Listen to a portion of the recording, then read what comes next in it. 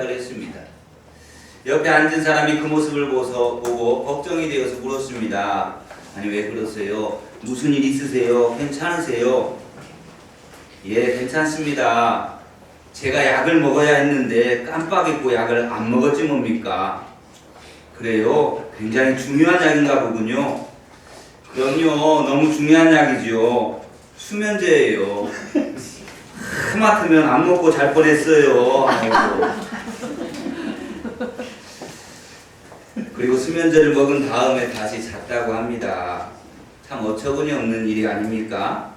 수면제 없이 잠을 자면 더 좋은 일인데 수면제를 먹지 않으면 잠이 안 온다라고 하는 이 고정관념 때문에 자다가도 깨어서 수면제를 먹어야 되는 것입니다.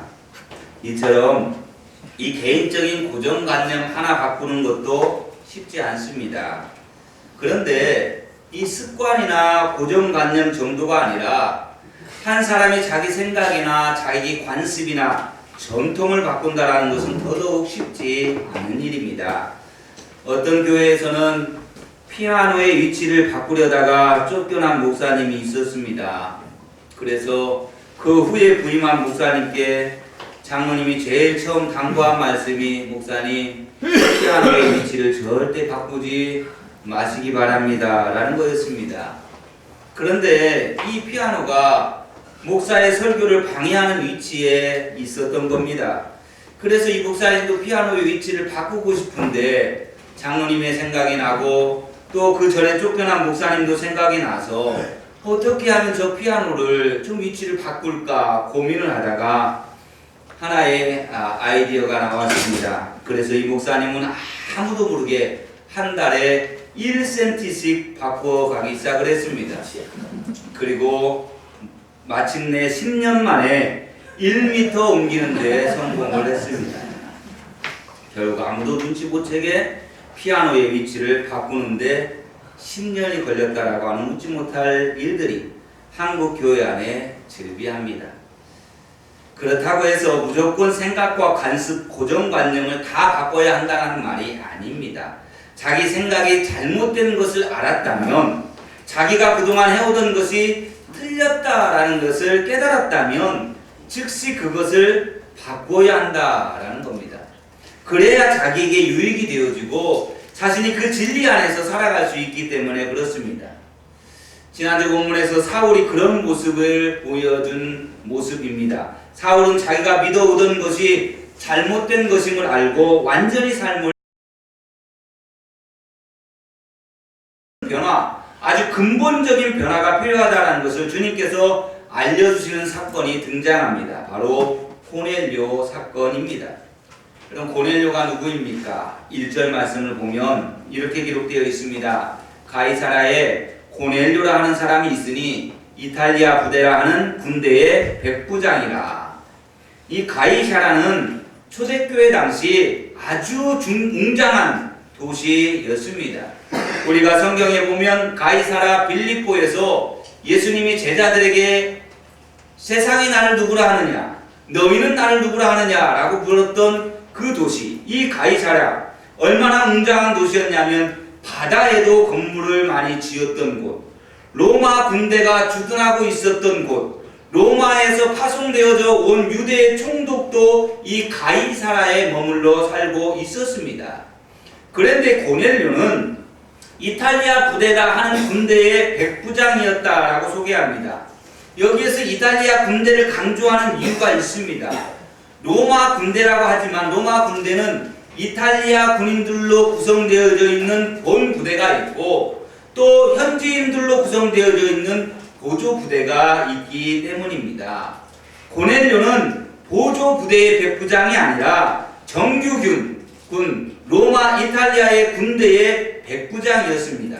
그러니까 로마 사람으로서 로마에서 파견되어 나와 여기 지금 군대의 백부장으로 있는 엘리트 군인 장교였다라는 겁니다. 그런데 성경은 그에 대해서 놀라운 사건을 우리에게 알려줍니다. 2절에 보니까 그가 경건하여 온 집안과 더불어 하나님을 경외하며 백성을 많이 구제하고 하나님께 항상 기도하느니라고 기록하고 있습니다. 여기에서 보면 그는 경건했다라고 표현하고 있고 자기만 아니라 온 집안, 즉 가족들과 종들과 함께 하나님을 경외하는 사람이었다라는 겁니다. 그리고 백성을 많이 구제하는 사람이었다라는 것, 그리고 하나님께 항상 기도하는 사람이었다라는 것을 성경은 우리에게 알려주고 있습니다. 그가 베드로에게 보낸 부하들이 나중에 베드로 앞에서 고넬료에 대해서, 우리의 주인이신 고넬료에 대해서 그들이 뭐라고 증언을 하냐면 그는 의인이요 하나님을 경외하는 사람이라고 그렇게 증언합니다. 그뿐만이 아닙니다. 33절에 보면 그는 하나님의 말씀을 듣기를 아주 좋아했던 사람이었던 것을 알 수가 있습니다. 그러니까 그는 유대인이 아닙니다. 로마인, 이방인임에도 불구하고 유대교로 완전히 개종한 것은 아니지만 거의 개종한 것과 비슷한 수준의 사람이었다라는 거예요. 당시 이방인들 중에서 율법을 배우고 하나님을 믿기는 했지만 유대교로 개종하지 않았던 사람들이 많이 있습니다. 그 중에 한 사람이 고넬료인데 고넬료는 로마의 군인이었습니다. 그렇기 때문에 황제에 대한 충성을 1년에 한 번씩 맹세해야 했습니다. 그래서 할례를 받고 유대교로 개종하지는 못했다라는 거예요. 왜냐하면 유대인들은 로마 황제에게 충성을 맹세하는 것조차 우상숭배로 간주했기 때문에 그는 그의 삶의 형편 속에서 도저히 유대교로 전향은 못했다라는 겁니다. 비록 고넬료가 하나님을 경외하고 열심히 기도하며 또 구제를 많이 하는 훌륭한 사람이었지만 그의 신앙이 아직 온전하지 못했다라는 것을 또한 볼 수가 있습니다. 그는 구약의 말씀만 알 정도였습니다. 인류의 구세주이신 예수님에 대해서는 알지를 못했습니다. 그리고 그가 아무리 훌륭하다 해도 결국 그는 이방인일 뿐이었습니다. 이것이 오늘 본문의 문맥에서 가장 중요한 우리가 기억해야 될 점입니다. 아무리 훌륭하다 해도 결국은 그가 이방인이었다라는 겁니다. 본문을 우리가 제대로 읽지 않으면 하나님이 천사를 보내셔서 환상 중에 귀한 말씀을 주시는데 고넬료의 기도와 구제와 경건함이 하나님께 상달되어 하나님이 잘 봐주셔서 인정을 받고 그런 점 때문에 고넬료가 복음의 은혜 안으로 들어온 것처럼 보일 수 있습니다. 그런데 사실은 그게 아닙니다. 베드로에게 주어진 환상에서 강하게 말씀해 주시는 것처럼 고넬료에게 구원이 이른 사건은 속되고 깨끗하지 않은 것을 하나님께서 깨끗하게 하심으로 일어난 결과라는 사실을 보여주고 있는 것이 오늘 본문의 핵심입니다. 그러니까 아무리 훌륭해도 결국은 그는 속되고 깨끗하지 못한 이방인인데 그 이방인을 하나님께서 깨끗하게 해주셨다라는 것입니다. 너는 더 이상 더러운 존재가 아니라고, 너는 더 이상 구원받지 못한 이방인이 아니라고 하나님이 그에게 선행을 주셨기 때문에 그가 구원의 백성이 되었다라는 겁니다. 하나님이 그렇게 해주셨다라고 하는 것이 오늘 본문의 초점이에요. 다시 말해서 이런 사람도 하나님의 구원의 은혜 안으로 들어올 수 있구나 하는 것이 고넬료 사건을 통해서 보여주는 의도이지, 고넬료가 훌륭하게 기도하고 구제하고 경건생활한 것처럼 우리도 그렇게 기도하고 구제하고 경건생활을 잘하면 구원의 안으로 들어올 수 있다라는 것, 그것이 오늘 본문의 메시지의 초점이 아니다라는 겁니다. 그런데 그렇다고 한들 그가 경건한 사람이었다는 것을 하나님께서 인정해 주지 않는 것은 아닙니다. 분명히 하나님은 그가 경건한 사람이었던 것을 인정해 줍니다. 로마 사람으로서, 이방인으로서 이렇게 경건하게 신앙생활을 한다는 거 놀라운 일이었습니다. 그런데 그 경건한 이방인 장교인 고넬료에게 놀랍게도 하나님의 환상이 임합니다. 3절에 보면 하루는 제9시쯤 되어 환상 중에 밝히 보매 하나님의 사자가 들어와 이르되 고넬료야 하니라고 그렇게 기록하고 있습니다. 고넬료가 기도하고 있을 때에 환상을 보았고 하나님의 천사가 그에게 찾아왔습니다. 천사는 정확하게 고넬료야 라고 그의 이름을 부릅니다. 하나님께서 고넬료를 잘 알고 계시다라고 하는 뜻입니다. 하나님의 천사와 고넬료는 지금까지 한 번도 대면한 적이 없습니다. 고넬료에 대해서 알고 있는 사람이 없음에도 불구하고 하나님은 정확하게 고넬료의 이름을 부르십니다. 이미 고넬료에 대해서 잘 알고 계시다는 뜻입니다. 천사가 고넬료에게 해준 말의 내용이 두 가지의 내용입니다. 그 첫째가 고넬료가 하고 있는 경건 생활을 하나님이 인정해 준다라는 겁니다. 4절 말씀 한번 볼까요? 4절을 함께 읽습니다. 고넬료가 주목하여 보고 두려워 이르되 주여 무슨 일이니까? 천사가 이르되 네 기도와 구제가 하나님 앞에 상달되어 기억하신 바가 되었으니. 아멘. 하나님도 그가 하고 있는 그 경건 생활을 인정해 주었다라는 거죠.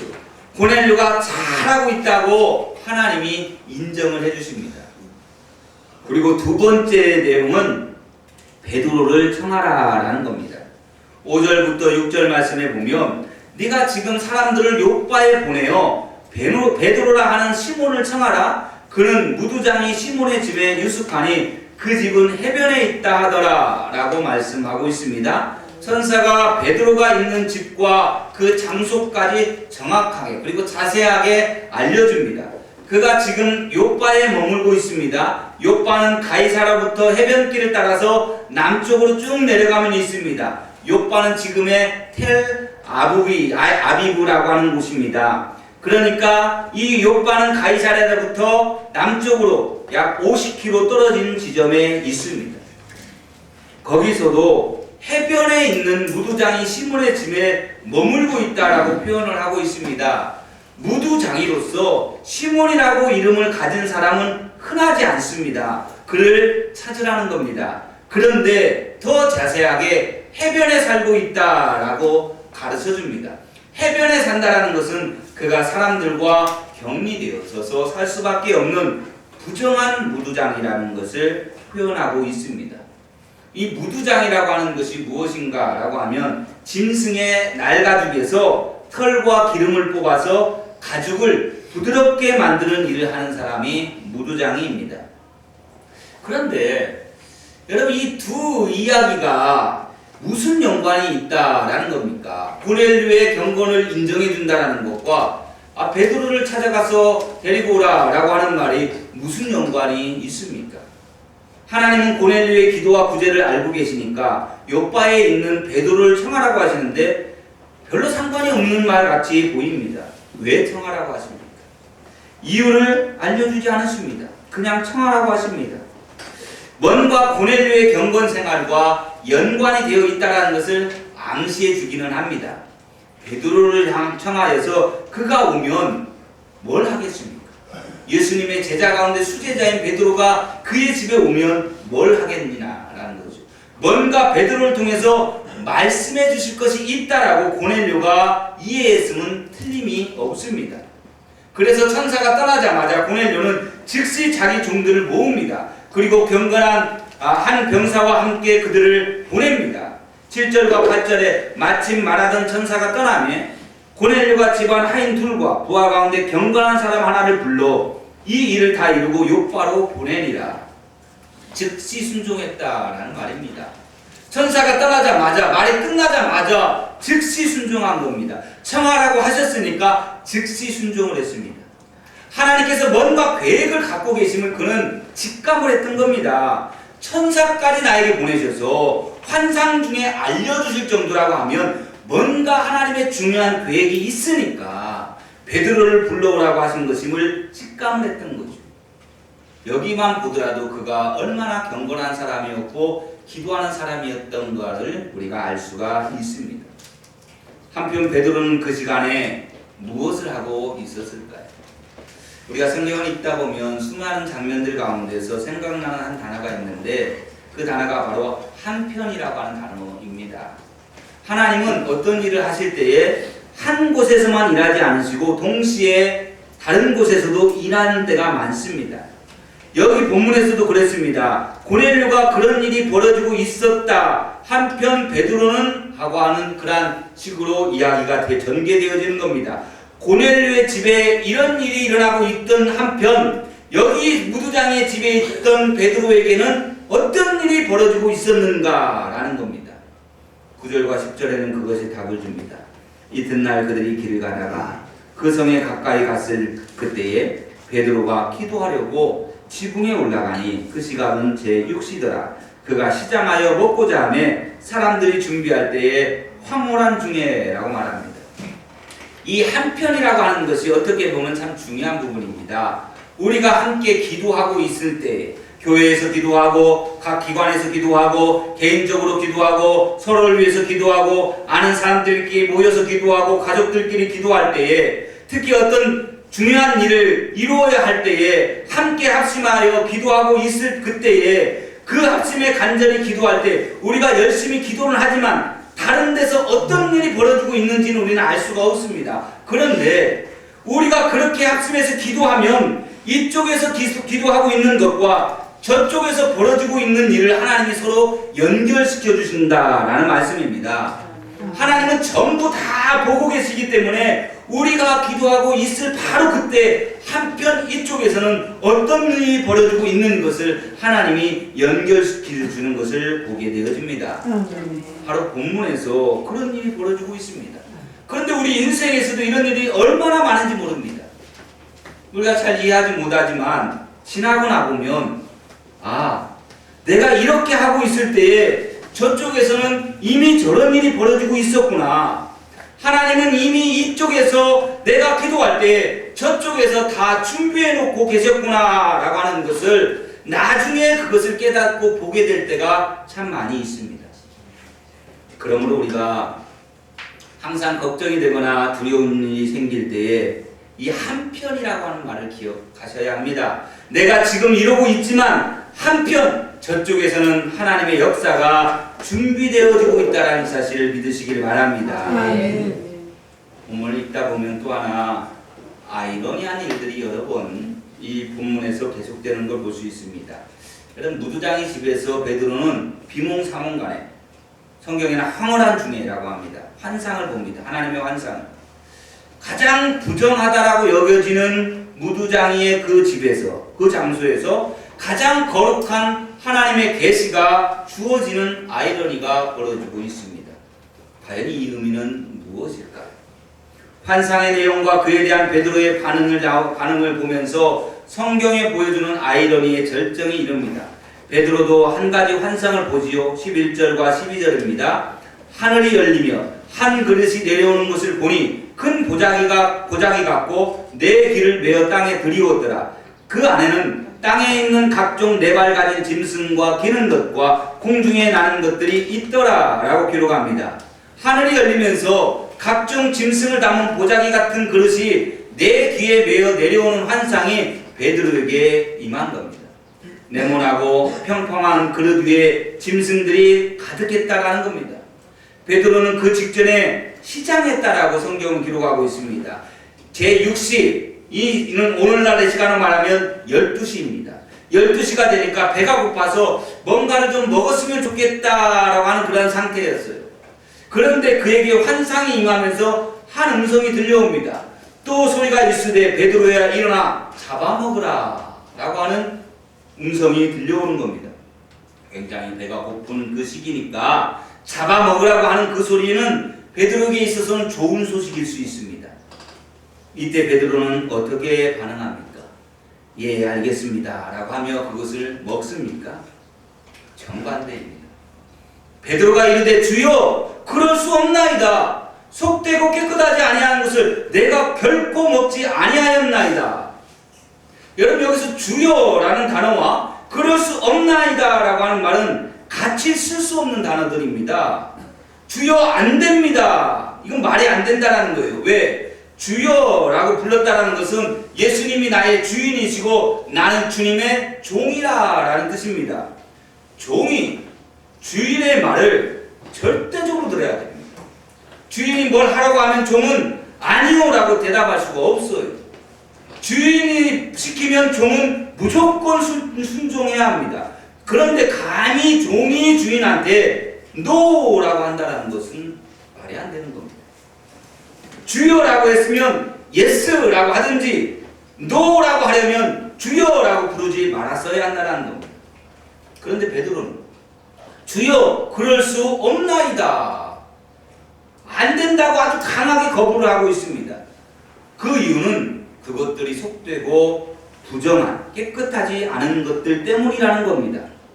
자기는 깨끗한 사람이고 자기는 경건한 사람이기 때문에 자기는 지금 굉장히 잘하고 있다라고 강하게 자기를 나타내면서 나는 더러운 것, 부정한 것은 먹지 않겠다라고 하는 거부를 하고 있는 겁니다. 그런데 한번 생각을 해보십시오. 여러분, 베드로가 머물러 있는 곳이 어디입니까? 유대인들에게 있어서 가장 부정하다라고 여겨지는 무두장의 집에 있습니다. 가죽을 만들기 위해서 죽은 짐승을 만져야 하는 부정한 무두장의 집에서 여러 날 먹고 마시며 머물고 있습니다.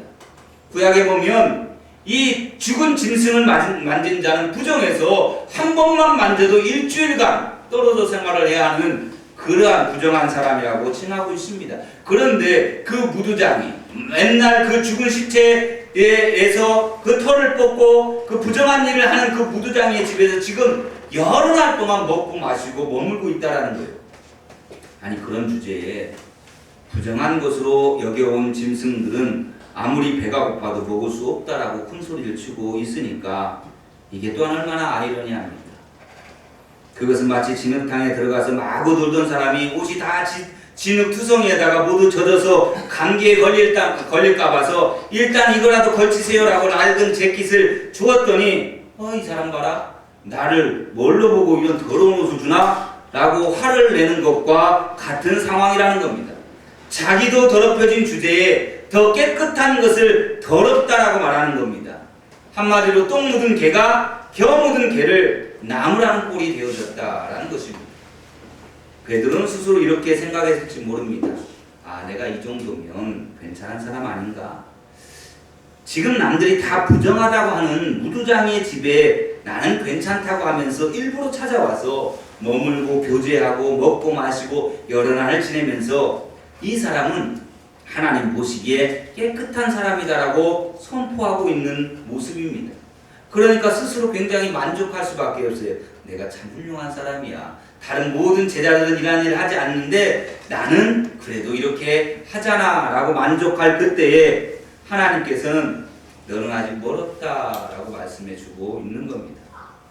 베드로는 중풍병자가 일어나고 죽은 자가 자신의 기도로 살아나는 엄청난 기적을 체험하고도 또 부정한 무두장의 집에 머물면서 그 장벽을 깼으면서도 아직 이방인에게 갈 준비가 되어 있지 못한 상태였다는 것을 보여주고 있습니다. 여러분, 이게 참 문제입니다. 어느 정도 한 가지 장벽을 넘어서 주님의 뜻을 이루는가 싶은데 그 다음 순간에 또다시 옛날 기준에 묶여버리는 이런 모습이 사실 우리에게 얼마나 많습니까? 베드로에게 관습과 전통에 묶여 주님 나는 어떻게 보고 이런 걸 먹으라고 하십니까? 나는 부정하고 더러운 것들은 한 번도 입에 댄 적이 없습니다. 이런 것들을 먹을 수 없습니다. 그런 베드로에게 주님의 음성이 들립니다. 하나님께서 깨끗하게 하신 것을 네가 속되다고 하지 말아라. 먹으라면 먹어라. 그것이 깨끗한지 속된지를 결정하는 것은 네가 아니라 나다라는 겁니다. 하나님이 깨끗하다고 했으면 네가 뭔데 안 된다고 하고 네가 뭔데 더럽다라고 이야기를 하느냐라는 겁니다. 여기서의 메시지는 분명합니다. 하나님께서 깨끗하다고 하시면 깨끗한 것이고 하나님이 깨끗하게 하시는 것을 사람이 더럽다고 할 수 없다라는 겁니다. 아니, 그렇게 말을 해서는 안 된다라는 거예요. 그러니까 기준은 내가 아니라 하나님이다라는 겁니다. 여기서 하나님이 이야기하시는 것은 단순히 먹는가 안 먹는가가 아니라 이 모든 것을 판단하는 기준이 누구냐라는 거예요. 아직도 네 생각이냐? 아직도 네 습관이냐? 아직도 너의 고정관념이냐? 아직도 너의 전통이냐? 아직도 너의 관습이냐? 아니면 너는 정말 내 말을 들으려고 하는 거냐? 너는 정말 내 말에 순종한다고 말할 수 있겠느냐? 하나님이 베드로를 향하여서 묻고 계시는 것입니다. 여러분, 내 생각이 중요한 게 아니라 하나님의 생각이 중요합니다. 우리 이런 때가 얼마나 많습니까? 이렇게 해야 되나 저렇게 해야 되나. 그런데 그때 우리의 판단의 기준이 뭡니까? 결국은 내가 원하는 것을 할 때가 너무 많지 않습니까? 가정에서도 그렇고 진로를 결정하는 것도 그렇고 교회 안에서 회의를 하면서 뭔가를 결정하는 것도 그렇고 내 생각만 주장하다 보면 잘못될 수밖에 없습니다. 내 생각이 중요한 게 아니라 하나님의 생각이 중요합니다. 어떤 분은 길을 가다가 갈림길이 나오면 어디로 가야 할까? 하나님이 이끄시는 대로 가야지 하면서 지팡이를 가운데 세웁니다. 그리고는 하나님이 이끄시는 곳이 이 지팡이가 떨어지는 방향이니 그곳으로 가야지 하고 지팡이를 딱 놓는 순간 지팡이가 왼쪽으로 쓰러집니다. 그랬더니 다시 집어들고 또다시 놓았더니 또 왼쪽으로 떨어집니다. 또다시 집어들고 다시 오른쪽으로 힘을 주어 탁 떨어뜨립니다. 오른쪽으로 그 지팡이가 떨어집니다. 그러면 그렇지, 하나님이 나보고 오른쪽으로 가시라고 하시지. 여러분, 우리의 모습이 이와 같다라는 것입니다. 어떤 것을 결정할 때 우리는 항상 하나님의 뜻에 따라 결정하겠습니다 라고 하지만 실상은 우리의 뜻에 따라서 결정하는 경우가 너무나 많다라는 겁니다. 9장에 나오는 사울의 회심 사건은 그의 과거 경력이 어떠했든지, 그가 무슨 일을 했든지, 얼마나 악독한 일을 많이 하며 교회를 핍박했든지 상관없이 누구나 주님의 은혜 가운데 하나님께로 돌아오는 일이 복음으로 인하여 일어난다는 것을 상징적으로 보여준 사건이 바로 사울의 사건입니다. 그러니까 저 사울 같은 사람이 악독하게 핍박하며 엄청나게 잘못을 저지른 사람이었는데도 그런 사람을 하나님이 사도로 부르셔서 사용하신다면 어떤 악한 사람이라도 주님의 은혜 안에 들어올 수 있다는 것을 보여준 사건이 바로 사도 바울의 회심 사건입니다. 그리고 오늘 고넬료 사건은 그가 이방인이라고 하는 넘을 수 없는 신분의 벽, 그것하고 아무 관계없이 누구나 복음 안으로 들어올 수 있다는 것을 상징적으로 보여주고 있는 사건입니다.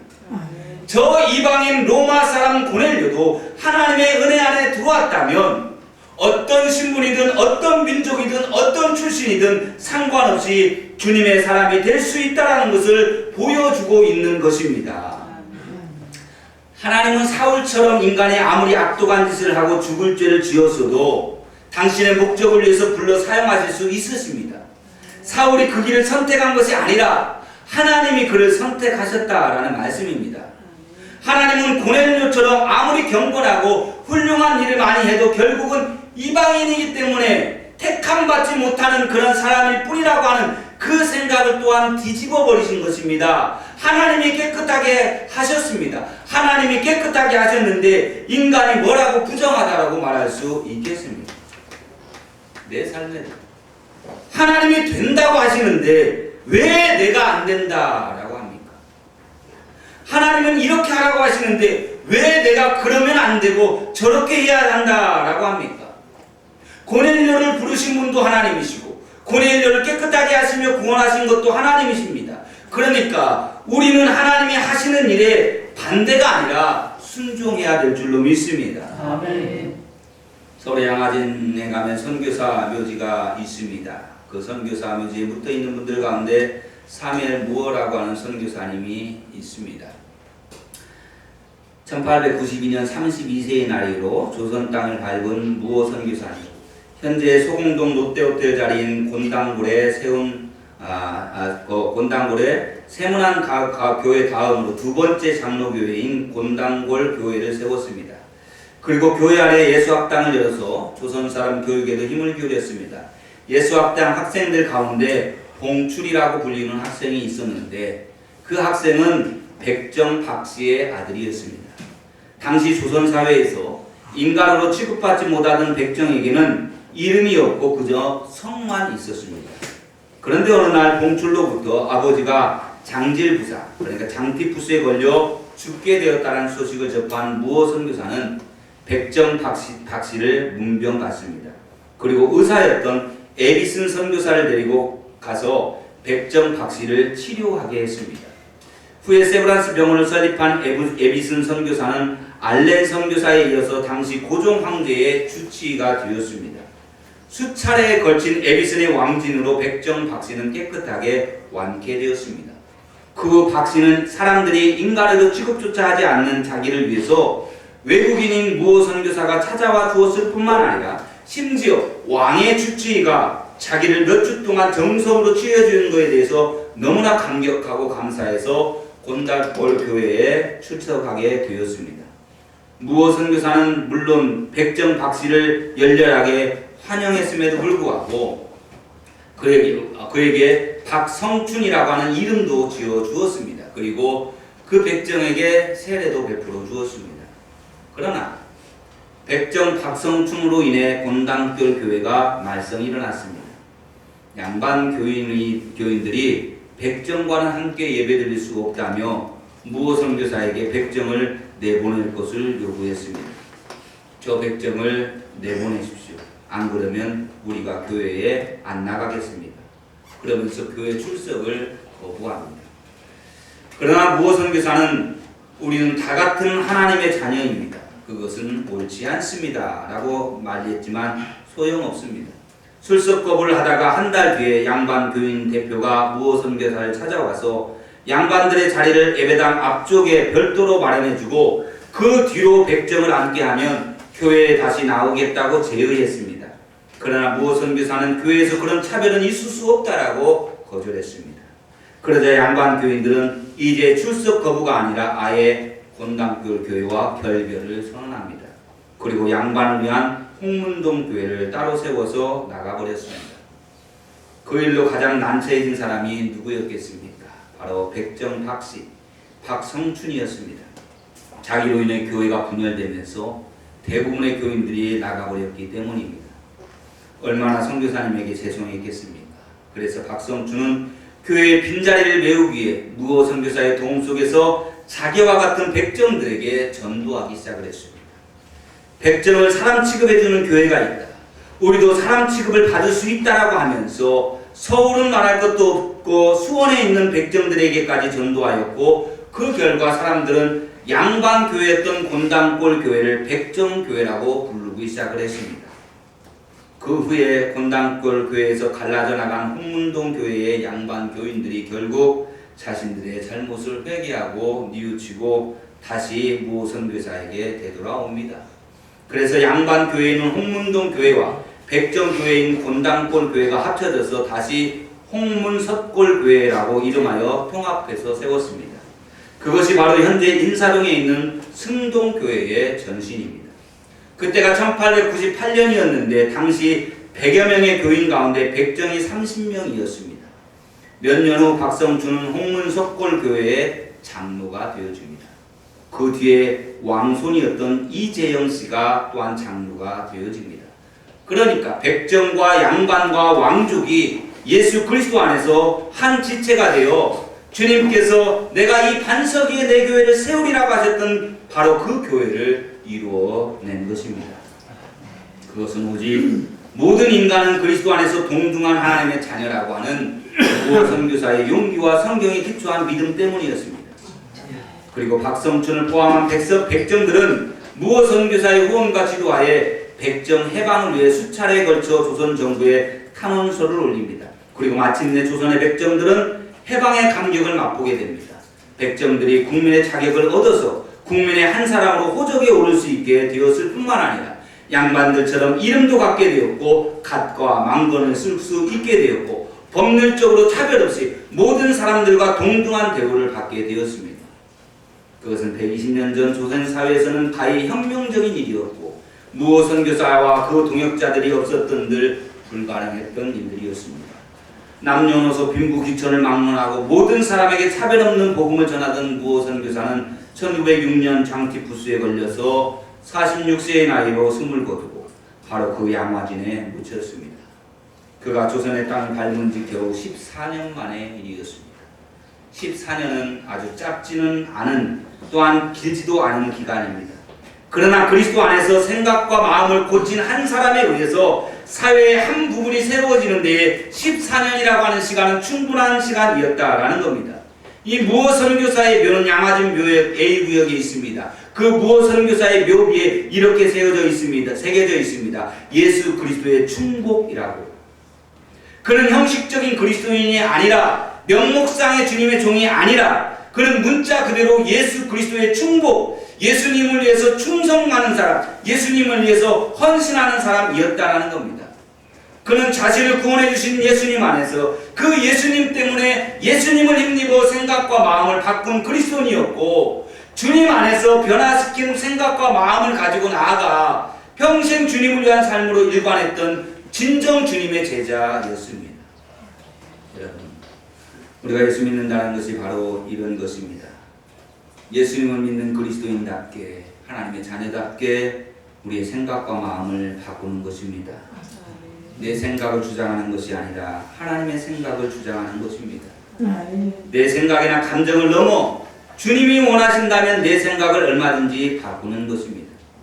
그리고 그렇게 하는 사람은 신분, 직책, 직업, 학력, 경력, 연령, 국적, 재산 등에 관계없이 누구든지 예수 그리스도의 충복이 될 수 있습니다.